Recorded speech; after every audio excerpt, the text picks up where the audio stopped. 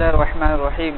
الحمد لله رب العالمين، والصلاة والسلام على أشرف الأنبياء والمرسلين، أما بعد.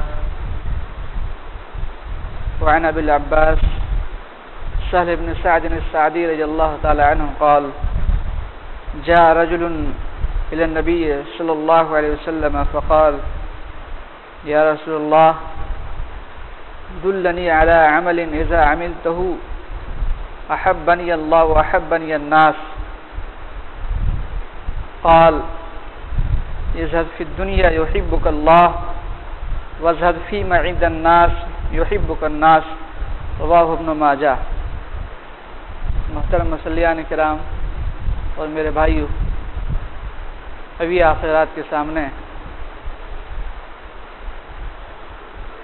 حضرت ابو العباس سہل بن سعد السعدی رضی اللہ تعالیٰ عنہ کی ایک حدیث پڑھی گئی ہے، جس کو امام ابن ماجہ رحمہ اللہ نے اپنی کتاب کے اندر نقل کیا ہے.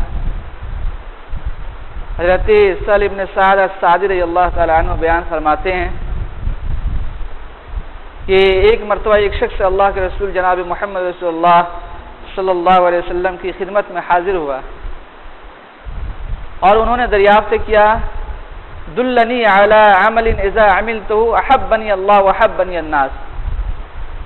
اے اللہ کے رسول، مجھے کوئی ایسا عمل بتلائیے کہ جس عمل کو کرنے کے بعد، جس عمل کو انجام دینے کے بعد میں اللہ رب العالمین کا محبوب بندہ ہو جاؤں اور لوگوں کے نزدیک بھی میں محبوب بن جاؤں.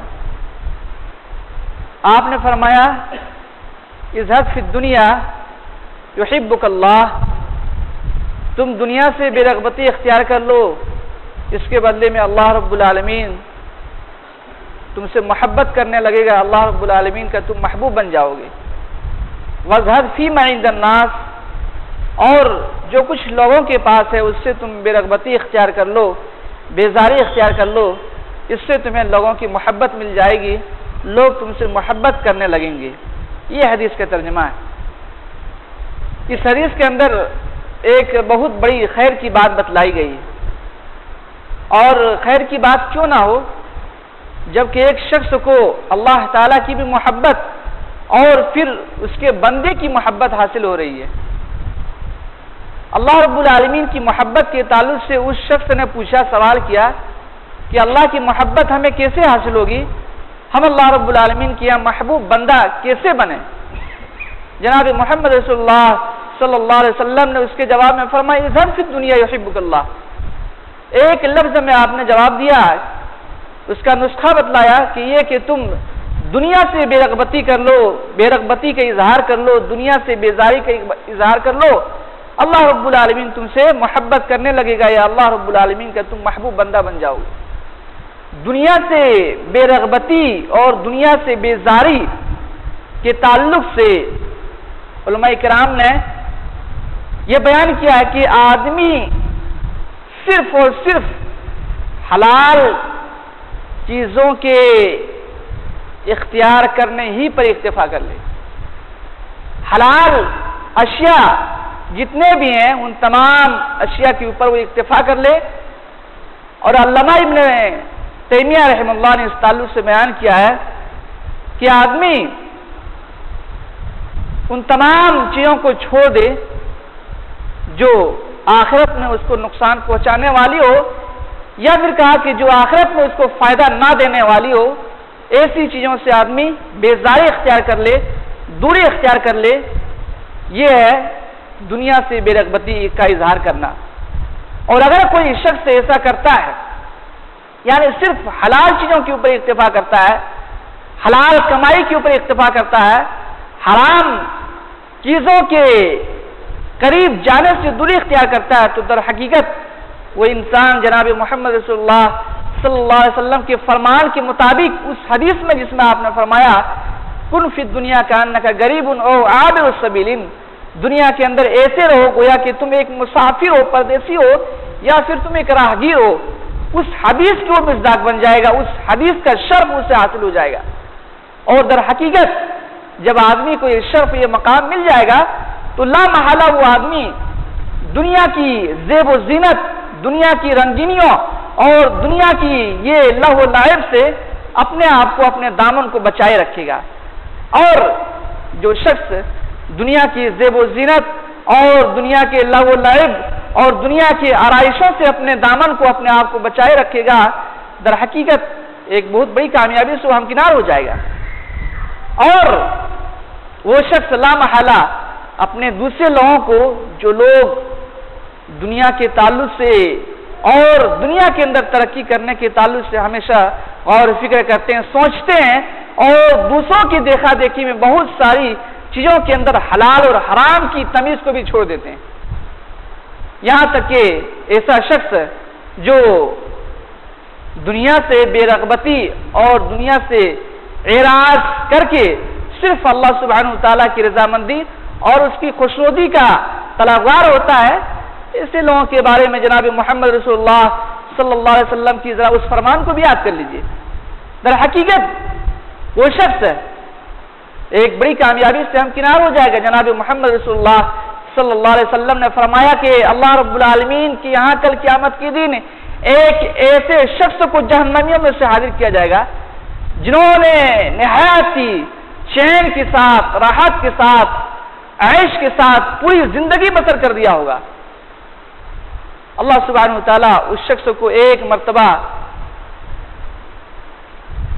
جنت میں دھکا دے کے اس سے پوچھے گا، جہنم میں دھکا دے کے، غوطہ دے کے اس سے پوچھے گا، کیا تم نے کبھی چین اور راحت دیکھی ہے؟ کیا تم نے کبھی آرام کو دیکھا ہے؟ وہ شخص جواب دے گا، اللہ کی قسم میں نے کبھی بھی چین اور راحت کو نہیں دیکھا ہے۔ ایسے اس کے مقابلے میں ایک ایسے شخص کو جنتیوں میں سے حاضر کیا جائے گا جنہوں نے اپنی پوری زندگی دکھ، درد، تکلیف اور مصیبت کے اندر گزاری ہوگی۔ اللہ سبحانہ وتعالیٰ اس کو جنت میں ایک غوطہ دے کے پوچھے گا، کیا تم نے کبھی دکھ، تکلیف اور درد کو محسوس کیا ہے؟ وہ شخص جواب دے گا، اللہ کی قسم کبھی میں نے دکھ، تکلیف اور درد کو محسوس نہیں کیا۔ تو اس سے پتہ چلتا ہے کہ دنیا کی چند تکالیف، یہ مصیبتیں، یہ عارضی ہیں، چند ایام کے بعد یہ ساری مصیبتیں ختم ہو جائیں گی۔ جو انسان ان مصائب، ان پریشانیوں کو سہ لیتا ہے، ان کے اوپر صبر کرتا ہے، یقیناً ایسے لوگ خوش نصیب ہیں۔ لیکن اس حدیث کا مفہوم یہ نہیں سمجھنا چاہیے کہ آدمی مکمل طور پر دنیا سے بالکل کٹ جائے، دور ہو جائے اور پھر اپنی بیوی کو چھوڑ دے، اپنے گھر کو چھوڑ دے، عبادت کرنے کے لیے جنگلوں میں، پہاڑوں میں نکل جائے۔ اس کا یہ مطلب ہرگز نہیں ہے، بلکہ آدمی حتی المقدور جائز طریقے سے دنیا سے فائدہ اٹھائے، اسے اس کا حکم دیا گیا، وَلَا تَنْسَ نَصِيبَكَ مِنَ الدُّنْيَا کہا گیا، دنیا کے حصے میں سے کچھ حصے کو تم مت بھول جاؤ، اس میں تمہارا حصہ ہے۔ لیکن دوسروں لوگوں کی دیکھا دیکھی میں دوسرے لوگ بڑی بڑی بلڈنگیں اور عمارتیں تیار کر رہے ہیں، لہذا ہم کیوں پیچھے رہ جائیں، ہم بھی اس کے پیچھے میں چلیں، اور پھر وہاں پر چلنے کے بعد، اس راستے میں جانے کے بعد حلال اور حرام کی ساری تمیزیں، سارے فروق کو اس نے چھوڑ دیا۔ تو اس طریقے سے وہ اللہ رب العالمین کا محبوب بندہ نہیں بن پاتا ہے۔ حدیث کے اندر جو دوسرا ٹکڑا بیان کیا گیا ہے کہ لوگوں کے اندر محبوب بندہ کیسے بنا جائے، فرمایا گیا کہ وَذْهَبْ فِي مَا عِندَ النَّاسِ، اگر لوگوں کے درمیان تم چاہتے کہ تمہیں محبت ملے، تم لوگوں کا محبوب ہو کے رہ جاؤ، تو جو کچھ لوگوں کے پاس ہے اس سے بیزاری کا اظہار کرو۔ یعنی لوگوں کے پاس جو مال اور دولت کی شکل میں اللہ رب العالمین نے دیا ہے، ان کے پاس موجود ہے، تم اس کے تعلق سے حس، طمع کا اظہار نہ کرو۔ بسا اوقات دیکھا جاتا ہے کہ کچھ لوگ جنہیں اللہ رب العالمین نے مال سے نوازا ہوتا ہے، دولت سے نوازا ہوتا ہے، کچھ لوگ اس مال کو حاصل کرنے کے لیے دلوں کے اندر حس، طمع اور لالچ کی صفت کو پیدا کر لیتے ہیں، اور کبھی کبھار سوال بھی کر بیٹھتے ہیں کہ ہمیں کچھ چاہیے، ہمیں کسی چیز کی ضرورت ہے۔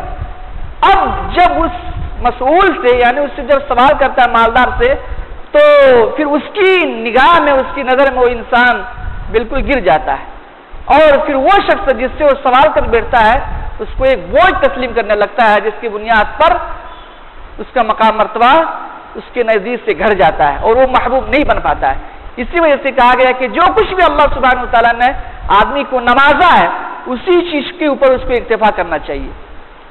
اللہ رب العالمین کسی کو مالدار بناتا ہے، کسی کو بہت زیادہ مالدار بنا دیتا ہے، اور اسی اعتبار سے اس کو آزمائش بھی ہوتی ہے کسی کو اللہ رب العالمین تنگ دست اور بدحال بنا دیتا ہے، کسی کو فقیر، کسی کو درمیانے مقام مرتبے میں رکھتا ہے.